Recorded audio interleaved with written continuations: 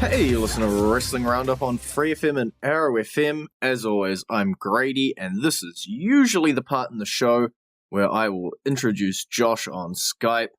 Sadly, Josh is unable to make it this week, so you're going to get a half an hour of uninterrupted Grady chatting to you about wrestling. And one of the busiest shows we got a year. WrestleMania, we try to squeeze everything in. SummerSlam now, it's getting just as big, so we're going to try and squeeze it all in. We're probably not going to have enough time for NXT TakeOver. We may talk about that next week when Josh is back, depending on what happens on Raw and SmackDown.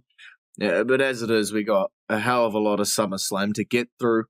We're going to start at the top. Andrade Cien, Almas, and Zelina Vega defeat Rusev and Lana. Obviously, decent match. It was a mixed tag. Aiden English didn't find his way into the match. Didn't sort of mess around in it at all, and Rusev and Lana ended up losing. So now we jump across over into SmackDown. There's a rematch. English gets himself. He plays around with the match outcome, and Rusev and Lana end up coming out on top. To me, this still seems to be leading a lot about what English's future with this duo is going to be. I quite like him in the duo. I think Rusev is definitely the more talented of the two in terms of someone who should break out. I liked it when Rusev was in the main event. I'd like to see more of that. I don't think we will. I think Cien Almas, after this feud, will be the one heading into the upper echelon of SmackDown. But at least it looks like for now, Rusev, English, Lana is going to be continuing on with their triangle of sorts. The Cruiserweight Championship, we kept complaining it never gets defended on pay-per-views, so WWE wanted to prove us wrong. They put it on SummerSlam. Cedric Alexander went up against Drew Gulak. Josh incorrect here with his assumption that this will be the match that leads into the show. There was another match between them. Cedric ends up coming up with the win. Still standing tall. At the moment, it seems as though Cedric is pretty unbeatable in the Cruiserweight division. Everybody who he's come up against, he's taken down, usually fairly cleanly. The Cruiserweights and 205 Live usually end fairly cleanly. But Cedric Alexander's just been standing tall at the end of all of it. So it does bring up the question of who exactly can challenge Cedric next, who exactly can believably take the title from Cedric, and I don't know whether we're going to be looking in the pool of what we have in 205 Live now, or maybe we're going to be looking into some potential future options to be taking on Cedric. Obviously, the pipe dream of Neville still sits there, but I think that ship has sailed, sadly. As much as I would love to see Neville come back and claim his crown to be the king of the Cruiserweights once more, I think Cedric possibly has a Leo Rush in his future. Newer member of 205 Live, haven't clashed on a big stage, so I think that could be a bit of a fresh matchup for him. Whether Leo takes the title, different question. We'll have to wait and see for that. Someone that we thought was going to take the titles, the Revival. It's weird to segue to yourself when you're talking to yourself. Raw Tag Team Championships. The B Team retain them, much to everybody's shock. We all sort of expected the Revival here to pick up the titles and end the dream of the B Team, but somehow we dream another day. The B Team are still champions with the big red straps. We have learnt that the Deleter of Worlds are 100% out. They are donezo. Matt Hardy trying to fix himself up, but potentially moving into a backstage role. What that means for Bray Wyatt's future going forward, I don't know. But maybe that changed the plans here on who exactly was going to pick up the win and pick up the championships going forward. They decided to keep them on the B Team instead of moving them over to the Revival, possibly to open up the opportunities of having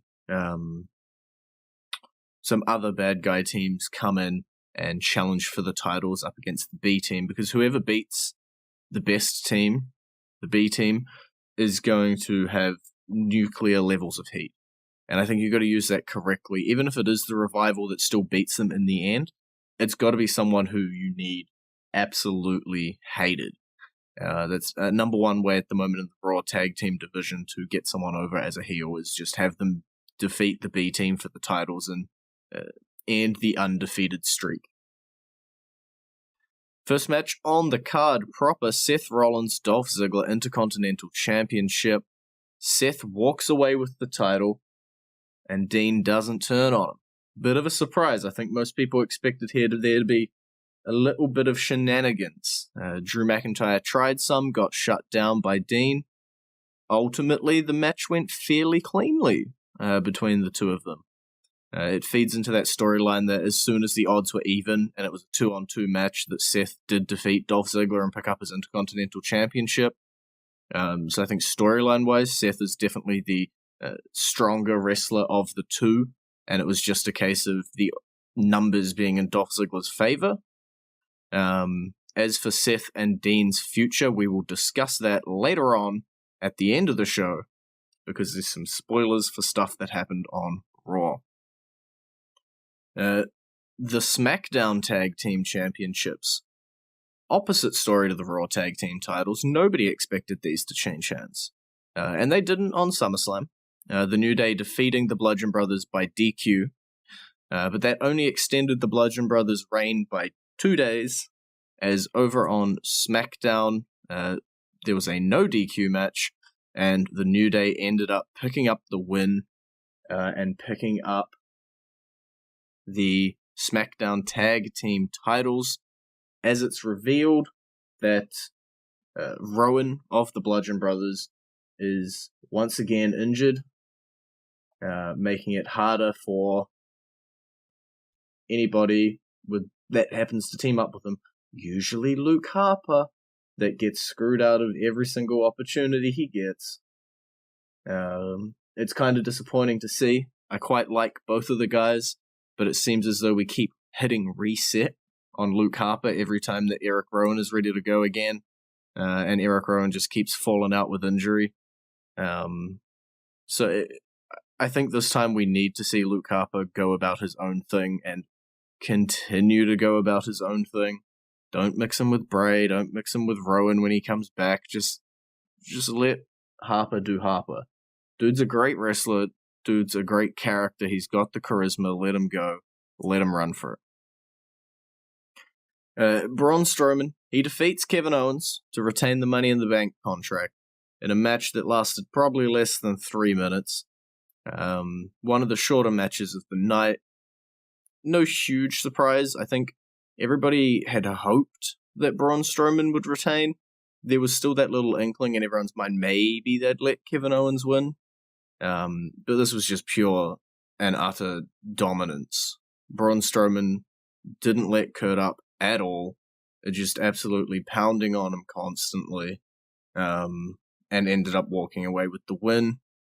Obviously to set up something that happened later on in the night, which makes sense in hindsight, but Kevin Owens sadly had to be the victim that fell to Braun Strowman to prove, yes, he is still a monster, and yes, he is still a threat to anyone in that main event. Charlotte Flair, new SmackDown Women's Champion. But that's not the story anyone is talking about when they talk about this match. They're talking about the aftermath. And I'm sorry, Carmella, it was your title, but you are not the focal point of any discussion. I would like to give Carmella props before we move on, though. She did really damn well in this match. Like, really good. But everybody's talking about Becky Lynch. I know Josh would be if he was here. He was parading around about how he wanted Becky Lynch to come out as a heel after this, and wanted Becky Lynch to get angry at Charlotte. That's what he got. I know in our Facebook chat he said, I got what I want. Fans, though, don't agree with Josh. They are not in on this heel Becky thing. Honestly, it's one of the greatest things ever that I've seen. The Becky Lynch trying to be a heel, trying to be nasty and dirty and taking cheap shots, and the crowd just cheering her. And then over on SmackDown, you guys didn't believe in me. They're chanting her name. They're cheering. I found it very funny, and that was not the intended purpose of that promo, of that segment. Hit or miss. I don't think WWE are going to back out now.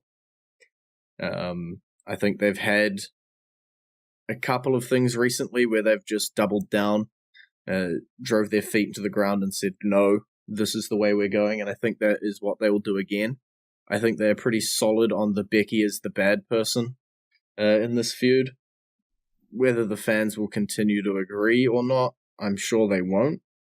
I really hope next week we can get Josh's opinion on this, being someone who wanted the Becky Lynch heel turn to happen and then getting it to happen and now seeing the reception of it. So that should be interesting to talk about next week.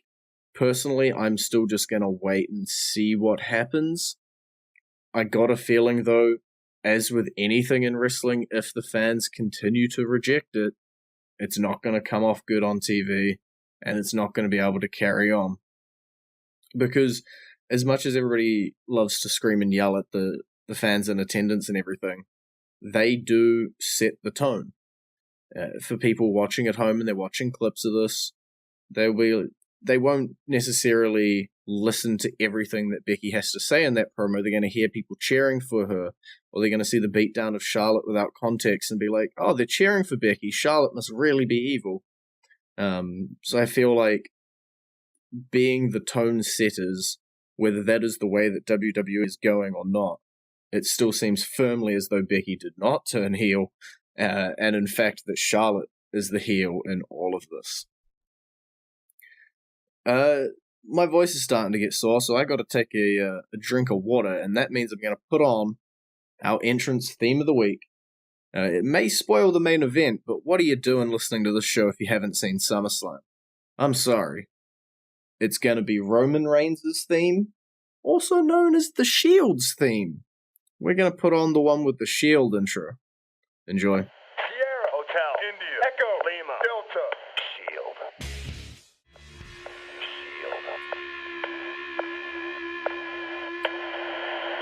And you're back with a Wrestling Roundup on FreeFM and ArrowFM. Grady, Josh can't be here this week, so you're going to listen to me. You got me for about another 15 minutes talking to you about SummerSlam. We left off at the WWE Championship match. Samoa Joe, he defeated AJ Styles. People didn't expect it, but he did. But it was by disqualification. So it wasn't the way that everybody expected it to go anyway. AJ Styles, still the champion, but Samoa Joe hot on his heels. It got very personal. If you didn't watch the match, it ended in AJ Styles, face covered in blood, walking away with his child and wife after Samoa Joe said they have a new daddy. Slightly creepy, but getting real personal. Over on SmackDown, they continue the whole familial storyline with the two. Joe really coming off as the bad guy. Unlike Becky Lynch, you can't cheer for the man. You just got to absolutely hate and loathe what he's doing. And it's great television to watch. It's fairly obvious from the outset that these two are going to be heading to Hell in a Cell. They're going to be in the cell. They're going to be locked in there, and that championship's going to be on the line once again. It's gotten that personal between the two of them. I think it's pretty much confirmed that that's the route they're going. It just makes sense. I will be quite happy to see the build-up still. Every week, Joe and AJ, they've had one so far. They entertained the hell out of me. Let's see if they can continue it for the next 3-ish weeks until Hell in a Cell. I don't know the exact date of Hell in a Cell, but I'm hoping they do. It seems like the kind of thing that they can roll with. Joe is really good at this sort of character building and this sort of character sort of driving it home as, I'm the bad guy, you'd better hate me. The next match also going to be continued, The Miz versus Daniel Bryan. The Miz ends up picking up the win, but it's not over for these guys because we know they're going to face off in Australia, in Melbourne, for WWE Super Show. We know that at Hell in a Cell, it's going to be The Miz and Maurice versus Bryan and Brie Bella. We're slowly reintegrating the Bella twins so that they can make more money with their reality shows. It's fine.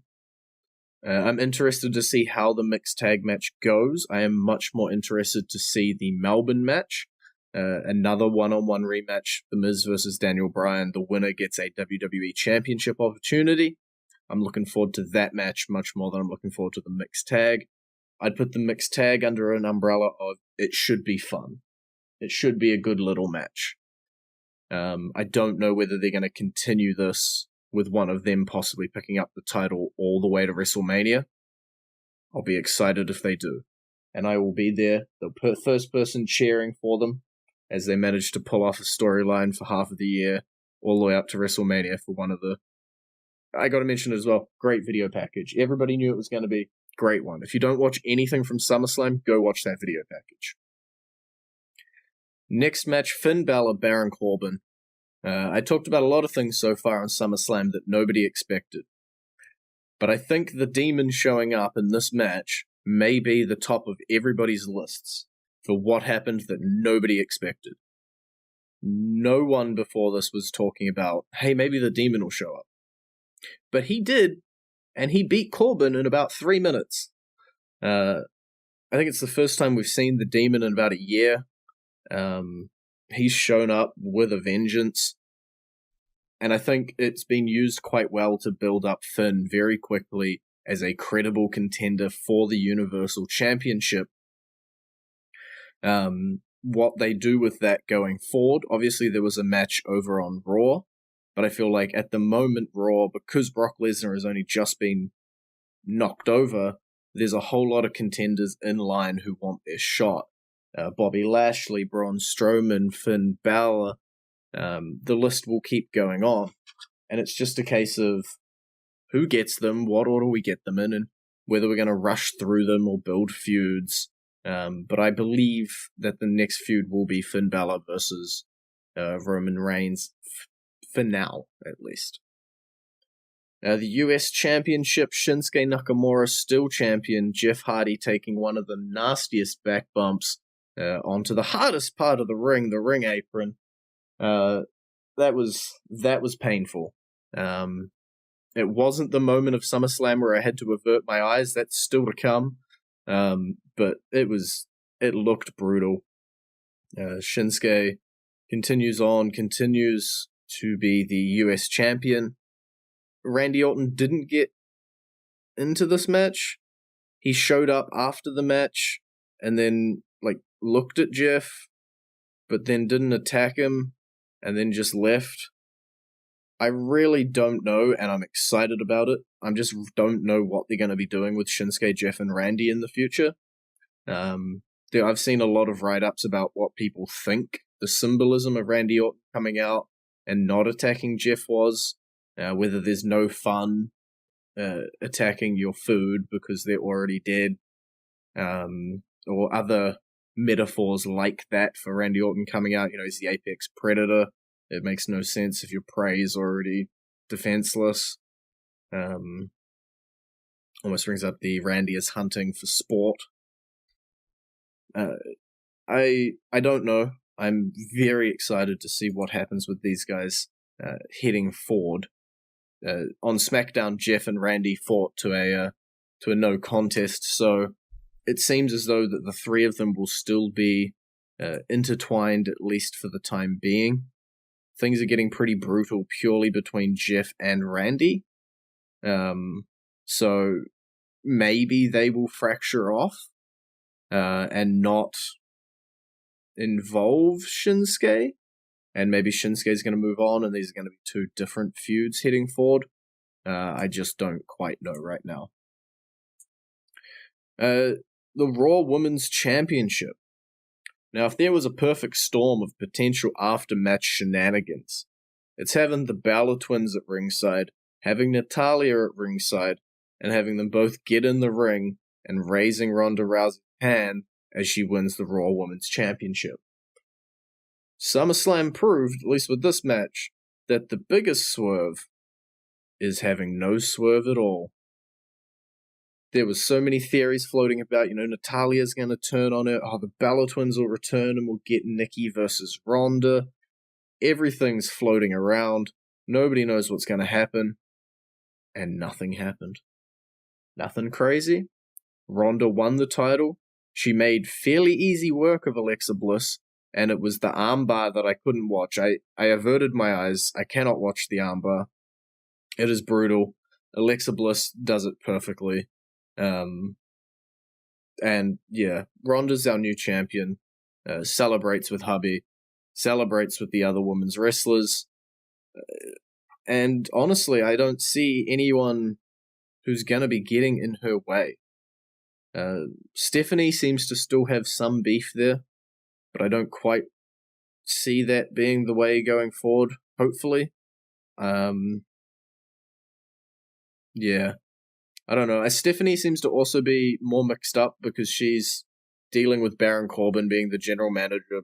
Kurt Angle's gone on vacation, forced vacation, and all of this sort of stuff.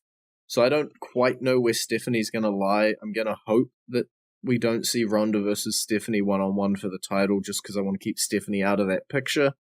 But Ronda's got plenty of other people that she can beat the ever-loving hell out of and rip their arms off before she gets anywhere near Stephanie. I'm going to assume Ronda will continue to hold the belt to at least WWE Evolution and probably past. I think the final frame of Evolution is going to be Ronda holding the Raw Women's Championship above her head. Main event time before we run out of time altogether. Roman Reigns defeats Brock Lesnar after 5 years of back and forth, WrestleMania main events, championship opportunities, Goldberg showing up, Money in the Bank cash-ins. Roman's the champ. Brock Lesnar's on his back. And we can all move on with our lives. Personally, I thought this was a little anticlimactic after what we'd built it all to be and everything, and it was meant to be this epic clash. It was nothing. At the start of the match, we had a little bit of theatrics with Braun Strowman coming out and teasing that he was going to cash in his briefcase to whoever won. And then Brock Lesnar had some mid-match shenanigans. I say mid-match, the match went for like 5 minutes. But the mid-match shenanigans essentially eliminated Braun Strowman as a factor, but also distracted Lesnar enough for Roman Reigns to pick up the win.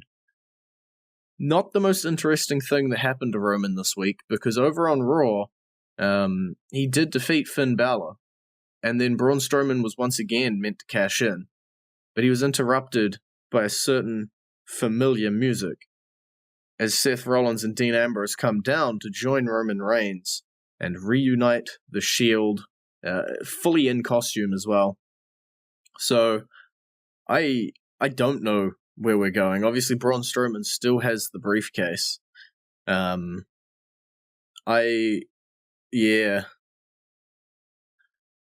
Shield have been at least announced to team up on the Melbourne, Australia show, so they're going to be doing at least something together. I'm going to assume this is going to hold on for a little while.